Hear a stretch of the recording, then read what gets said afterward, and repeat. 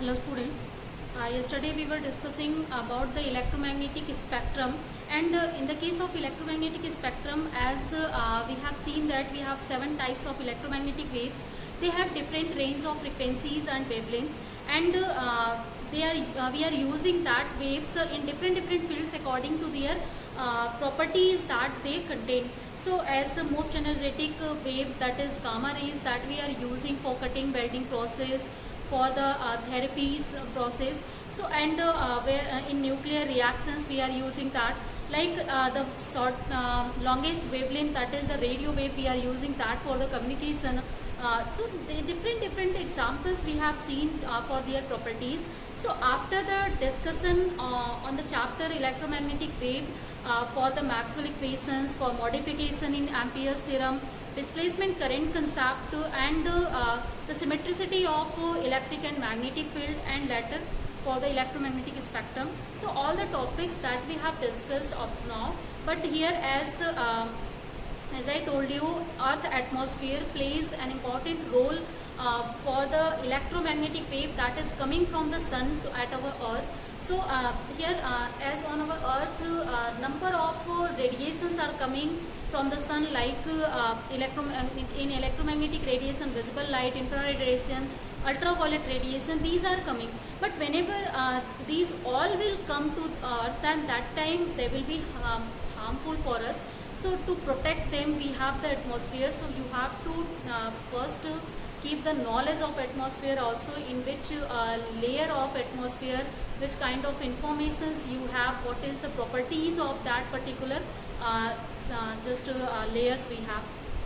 So Earth atmosphere, that starts from the sea level, and we have divided the presence of Earth above the presence of atmosphere above the Earth into number of parts according to their properties. As first, as you know that the Earth atmosphere has an important property. It has extended up to 400 kilometer. And second one thing, if you will see the air pressure, so that decreases gradually whenever we are going to or we are moving in upward direction. So next, after this one, let's first see what is the atmospheric layers that are present, and in how many layers we have divided the Earth's atmosphere for our convenience to study for their properties, understanding purpose. So let's see that. So here chart I will just make for this one. So first here in this chart, the first layer we have, this is the layer that you are seeing, this is our troposphere. So this layer extended from sea level to 12 kilometer. So from sea level to 12 kilometer distance, that is called the troposphere. In this sphere or in this range, or you can say that in the atmospheric level, most of the phenomena of natural phenomena that you are observing, like rain you are observing, and all other phenomena like natural disasters you are seeing. So these all are basically obtained or seen in this sphere. So up to the range where we are observing these phenomena, that we have that layer we are calling as the tropospheric layer. So in this tropospheric, this is extended, means the 12 kilometer range for this one, and in only these 12 kilometer range we are observing all of the natural phenomena here. Next one, if you will see the upper layer here of the troposphere, we are calling it tropopause. So tropopause is the maximum, you can say that the limit for the troposphere. After this, the next layer is started, and as next layer has the property that the temperature remains constant in this layer. In this all layers, temperature falls. You know that due to the adiabatic cooling, we are observing that whenever we are moving in upward direction, the temperature is falling. So here in some layers temperature is falling, in some layer temperature is constant, in some layer even temperature is increasing. So the first layer troposphere, if you are seeing this one, the first property I have told you, in which we are observing all of the natural phenomena. Second property it has, that is the temperature here continuously decreasing, and the decrease of temperature is from 1 degree Celsius to near about 290 Kelvin actually to 220 Kelvin. So here if you will see at sea level the temperature is 290, then at the upper surface it becomes 220 Kelvin. So near about this kind of temperature change we are observing in the troposphere. And if you will see the fall in temperature, so fall in temperature per kilometer we are observing to 1 degree Celsius fall to 0.1 degree Celsius fall. This is the range in which the temperature is falling whenever we are moving upward in upward direction from the sea level in tropospheric. So this is the property of troposphere, the temperature changing property. Temperature is gradually decreasing, and why the temperature is decreasing here, you know that due to the density of the air that is changing here continuously. So here as the density is changing, density is actually decreasing whenever we are moving in upward direction, and due to that adiabatic cooling process we are observing. So adiabatic cooling is responsible for the temperature change in the tropospheric layer. Next one in stratosphere, if you will see what is the range of the stratosphere, then that is from 12 kilometer to 50 kilometer. This is the range of stratosphere. So this is 50 kilometer, and then this is our stratosphere. And the upper layer of this stratosphere is called stratopause.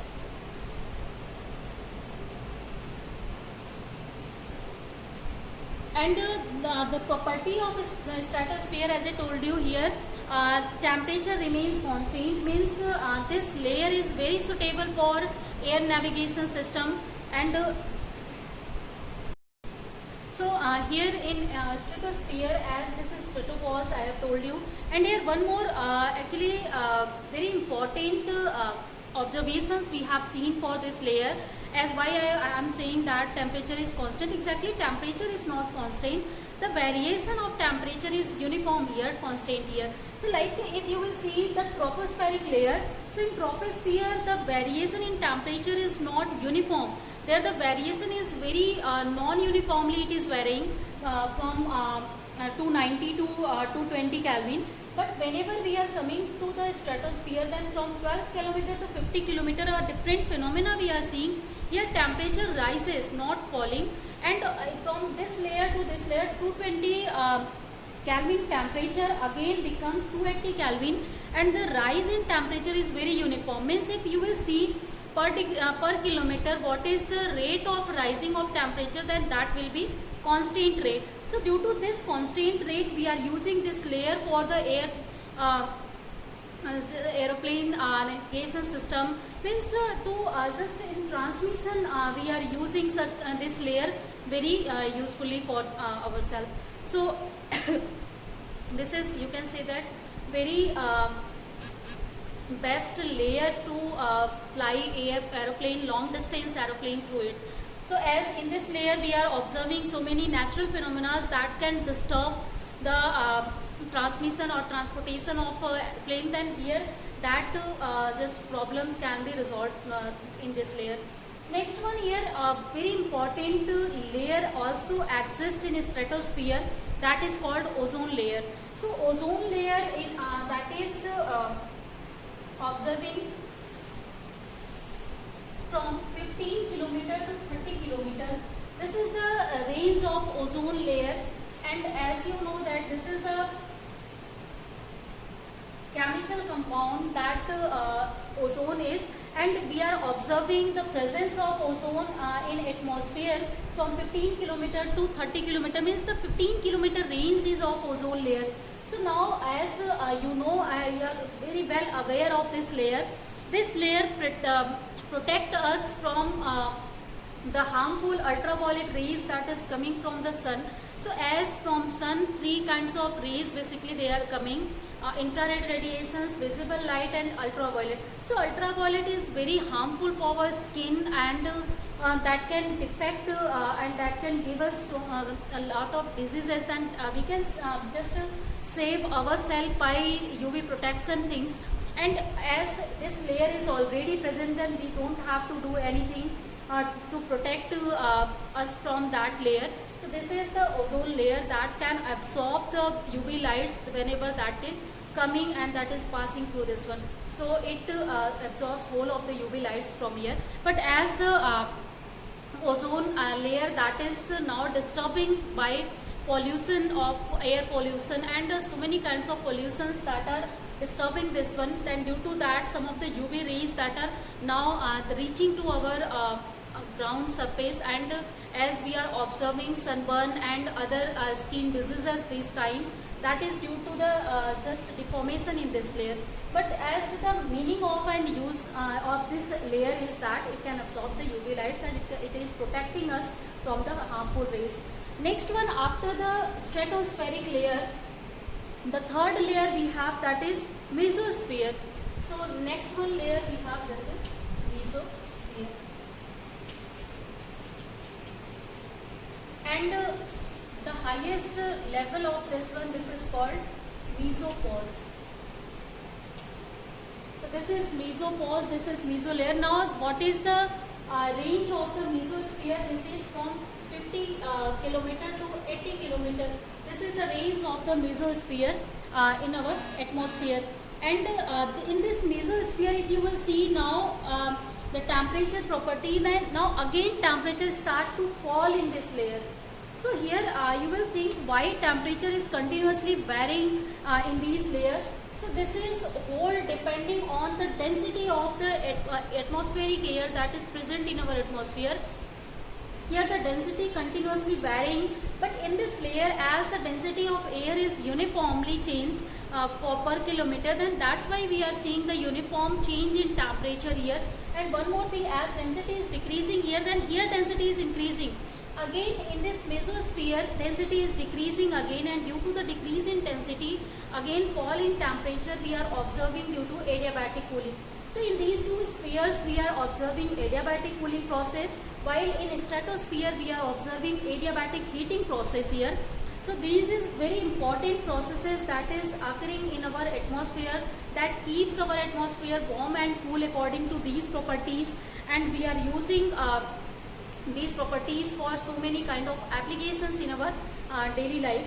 Next one, after mesosphere, if you will see and if you will again see what is the fall in temperature, then as at the last age of stratosphere, temperature was rising from 220 Kelvin to 280 Kelvin. So it is again falling from 280 Kelvin to 180 Kelvin. So now at the mesopause we have the temperature 180 degree Kelvin. Then next one, after the mesosphere, the next layer that is existing in our earth, on our earth space, that is called ionosphere. This is also very important layer that we have. So this is ionosphere. Now ionosphere, as while talking about the communication, I have told you we are using this layer for the communication purpose. So here as again the density is very varying, and ionosphere we are using for long distance communication and for space wave communication. As three kind of communication I have told you: ground wave communication, space wave communication and satellite communication. So ground wave communication we are doing with the help of antennas, transmitting antenna and receiving antenna, means from one place we are sending the data after modulation over any high energetic wave to another place, and the transmitting antenna is sending and receiving antenna is receiving that, and we are obtaining our data from that. Next one, this is actually applicable for the short distance. Whenever we are working for the long distance, means over one horizon, we have two horizons, south horizon and north horizon. So within one horizon you can use also the ionosphere for space wave communication. Space wave communication means from one place we are transmitting our signal, that signal start to pass through these layers, and continuously due to variation in density this layer light will feel continuous refraction, and due to continuous refraction of the light, you can say, or electromagnetic wave that you have sent there, so that continuously bending due to the refraction, and after the bending again it come back to the place where we have to send the signal, and that is received by some receiving antenna. So this, in this way, this is very important layer for the communication purpose. Next one, if you will see what is the range of this one, then above 80 kilometer, all of the atmospheric range approx up to approx 400 kilometer, we are calling it ionosphere. Exactly, you can see the upper limit of atmosphere is not known. This is our only assumption that our atmosphere is present up to this layer. So this is for the approximate value of the atmospheric presence on our Earth. Clear? Next one here, if you will divide this long distance ionosphere, then as 80 kilometer to 400 kilometer, this is very long distance. We can divide it also in some of the parts. Then first layer in which we are dividing it, that is called thermosphere. The first is, this is thermosphere. So in the case of thermosphere, as why we are saying this one, so as by name it is clear, this is the reason where the temperature again start to increase, and in whole of the actually ionosphere, temperature start to increase again, and this increases from 180 Kelvin to now 700 Kelvin. So because all of the radiations that is coming from the sun directly, that will reach first to ionosphere, then most of the temperature is obtained in this one, and after that you can, if you will start to study for the last one layer of ionosphere, then according to that, whenever you are coming to this mesopause, then temperature is falling, and again we are coming here, then again temperature is now increasing, then temperature is falling, then temperature is increasing. Means alternately in one layer temperature is falling, in one layer temperature is increasing for us. But as we are talking from the sea level, then that's why with respect to this one, from mesopause to the ending level of the ionosphere, the temperature is continuously increasing up to 700 Kelvin. So this is called the thermosphere, because the thermal energy for suitable things we are obtaining that one. Next, after this one, after the thermosphere, two more layers we have in this atmosphere layer, that is Kenley-Haviside layer and Appleton layer. So this is the two layers that is also exist in this one. So different layers actually we are using for different purpose. That's why we have given different names to them. So here, as if you will start to understand what is the property of these ionospheres, then first let's start to see in the layers that we have divided this ionosphere. So as by its name is first ionosphere, so whenever the radiations from sun that is coming on our earth atmosphere, that is in you know that in sun radiations, X-rays are also present, ultraviolet radiations are present. So these radiations are very high energetic radiations. They ionize the here the atmospheric air or atmospheric gases. So it means that in this layer we are obtaining the ionized form of air, where electron and positive ions are present, and that's why its name is first ionosphere. Again, in the presence of this one, first you will start to see then its temperature increasing, or up to the 95 kilometer, this one from 80 kilometer to 95 kilometer, this region we are calling thermosphere. Reason I have told you already. Above this region to 110 kilometer, this is the region where the electron density we are observing. That electron density is very large. So near about you can say, and this is as you are seeing from 95 kilometer to 110 kilometer we are observing, means up to near about 15 kilometer the electron density is very large there. So due to the heavy electron density we are calling this layer that is Kenley-Haviside layer. So its name is due to the electron density. After the 110 kilometer, means beyond 110 kilometer, again electron density start to fall, and it is continuously falling up to the 250 kilometer. So from 110 kilometer to 250 kilometer, this again electron density as it is start to fall. So we are calling this whole layer as the its name is Appleton layer. So these are the properties, that is the electron density and ionization property, that is the key factor of ionosphere. We are using that to divide these in different parts, and above the that we are calling it the exosphere. Actually we are also calling it the outer surface of the sphere. So these are all the atmospheric layers and their properties. I have told you already, these layers have different properties, and here now if you will see what is the importance of Earth atmosphere for us. So there are a lot of importance.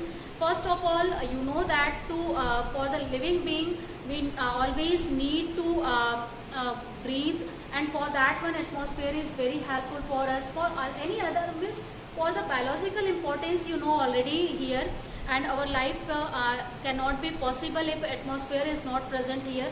But along with this one, if you will see the radiation that is coming from the sun, that contains harmful radiations, then that harmful radiation first they are like X-rays and UV rays that are coming from the sun. So that UV rays are absorbed by this one, and this layer is protecting us from that one. Again, if you will see the infrared radiations, as infrared radiation that are passing, and that are if you will see, suppose this is the ground we have, and this ground start to its temperature actually start to increase in daytime, and in night time whenever at night time when this temperature again start to decrease as source of energy is not that time present. So in absence of source of energy, when they will start to radiate, all of the bodies you know start to radiate the energy that they have absorbed, and that radiation is infrared radiation.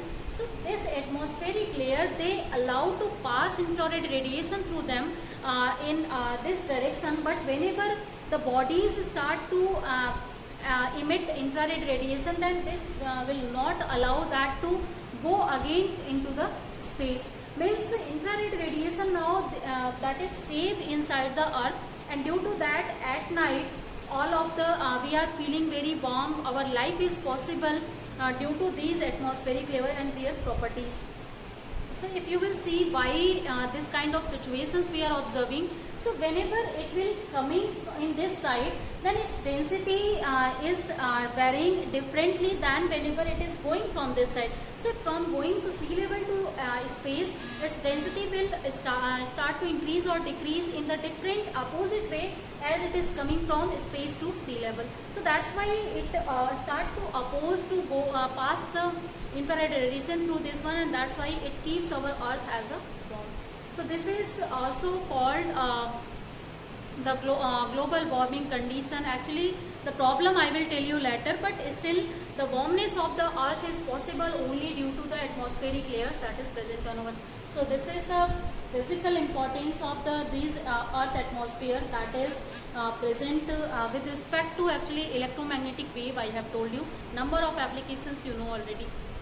So after this discussion, now let's see some of the conceptual problem on this chapter. So the last one that I have told you, that is exactly greenhouse effect we are calling it. Whenever and for the experiment, if you want to see, you can make some of the glass chamber and some radiating waves. You can see continuously the temperature of the glass chamber will increase. So this effect we are just observing in our atmosphere also. The atmospheric layers are behaving in that way that allow to pass the sun radiation through them, but they didn't allow to pass the radiation outside from them. That's why continuously the temperature of our earth that is increasing due to this one, and we are feeling warm. But as whenever the pollution will increase, then they will allow more waves to come here, and they will feel more or they will behave more as an insulator, and that's way our earth's temperature nowadays increasing at large scale. That is called global warming condition. So global warming, exactly this is a type of greenhouse effect, but whenever the conditions are out of, you can say, the control, and if it is just changing from its original position, then that time these situations we are observing. Means the rate of change of temperature, whenever it will increase, then that will call the global warming condition, and due to that climate changing problems we are observing these times. So this is very important that we have to just work on the reasons through which global warming conditions we are observing, and we are harming our atmosphere, and due to that we are facing such kind of diseases and problems. So here as student with this topic, our chapter is now finished. So in the chapter, this was very small chapter actually, but number of great informations we have just seen and we have learned from here. Now as the chapter is now ended, then let's discuss some of the conceptual problem today, and later I will tell you that in next class. So here first conceptual problem we have, that is what is the displacement current due to.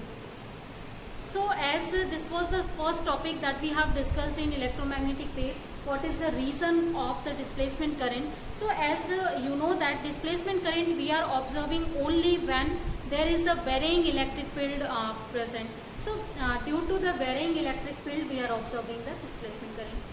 Second question we have, this is displacement current like conduction current also a source of magnetic field? So yes, as Ampere's theorem tells us that conduction current can produce the magnetic field. But when Maxwell modified this one, then according to modification we have seen displacement current can also produce the magnetic field. So this is also a source of magnetic field. Next problem we have, this is if you find closed loops of B in a region in space, does it necessarily mean that actual charges are flowing across the area bounded by the loop? Means if somewhere you are finding out any loop and of a magnetic field that in any region in space, then is it necessary that the charges that are producing that magnetic field that is inside the loop? So no, that is not necessary. Even as you know that the varying field can also produce the electric field, so maybe there the varying electric field present in the space, and due to that we are observing that magnetic field. So this is not necessary always the charges should be inside the loop to produce the magnetic field. Next one here, problem, why is it that induced electric field due to changing magnetic flux are more readily observable than the induced magnetic field due to changing electric field? So this is also very important question. As the rapid change of magnetic field can produce the electric field, this can be observed more easily than we are observing the production of magnetic field due to rapid change in electric field. So its reason lies in the production reason. As you know that whenever we have to change the magnetic flux, then that time we have number of methods to produce the electricity. As in electromagnetic induction we have seen already, we can change the flux very rapidly by changing area of the coil, by changing magnetic field, by changing orientation, by changing number of turns. So lot of methods we have, and even the change whole of the, if we will change all four terms at a single place, then that will increase a large value of flux, and we can observe that easily. But if you will see the displacement current, so that displacement current, its value is very small. So due to its small value, that is not easily observable for us. So that's why we cannot observe very easily the production of magnetic field due to varying electric field in comparison to the production of electric field due to varying magnetic field. So one last problem, let's see. Problem is a variable frequency AC source is connected to a capacitor. Will the displacement current increase or decrease with increasing frequency? So here as it is given that if we have a variable AC source or simple AC source, you can also say that we have connected to a capacitive circuit, that is capacitive resistive circuit exactly.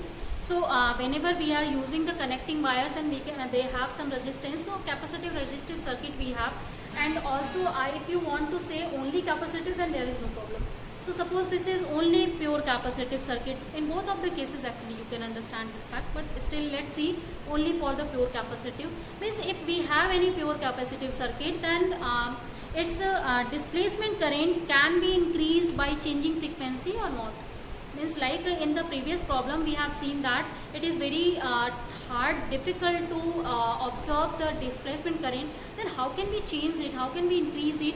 So let's see here whether the value of the displacement current can be changed here or not.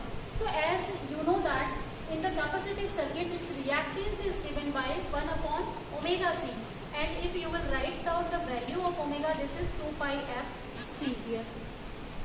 So as we are saying that the frequency is increasing, so whenever the frequency will increase, then that will decrease the reactance of the circuit, and whenever the reactance of the circuit is decreasing, it means that the current in circuit will increase that time. So in the capacitive circuit, as our capacitor is offering less resistance now then or less opposition, then that's why the current here that will increase. So this is also method to increase the displacement current. If we will reduce the frequency of the signal, then automatically displacement current can be absorbed and that will be increased in the magnitude. So this is our whole of the process that we are using for the displacement current. So later let's just discuss next of the rest of the problems in next class. So tomorrow we will discuss conceptual problem first on chapter, and after that some of the numerical problems. So let's end our class here for today, guys.